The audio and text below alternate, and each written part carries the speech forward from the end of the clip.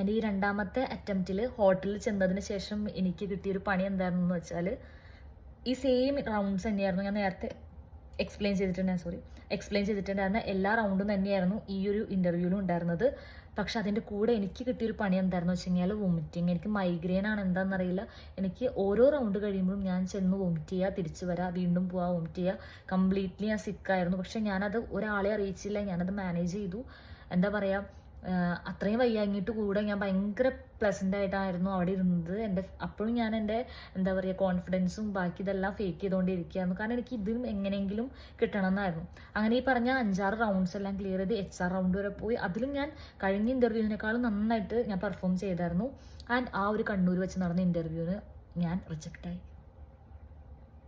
അന്ന് ഞാൻ ഒരുപാട് സങ്കടപ്പെട്ടു കേട്ടോ. കാരണം ട്രിവാൻഡ്രത്ത് വെച്ച് എനിക്ക് ആ റിജക്ഷൻ കിട്ടിയപ്പോൾ എനിക്ക് അത്ര സങ്കടമില്ലായിരുന്നു. പക്ഷെ കണ്ണൂർ വെച്ചിട്ട് ഞാൻ അത്രയും പ്രിപ്പയർ ചെയ്ത് എനിക്ക് കിട്ടുമെന്ന് ഉറപ്പായിട്ട് ഞാൻ ചെന്നിട്ടും ഞാൻ രാത്രി ഒരു 10 മണി വരെ, രാവിലെ തുടങ്ങി രാത്രി 10 മണി വരെ ഇൻ്റർവ്യൂ ഉണ്ടായിരുന്നു. എന്നിട്ടും ഞാൻ റിജക്റ്റ് ആയി എന്നുള്ളത് എനിക്ക് അങ്ങോട്ട് അക്സെപ്റ്റ് ചെയ്യാൻ പറ്റുന്നുണ്ടായിരുന്നില്ല.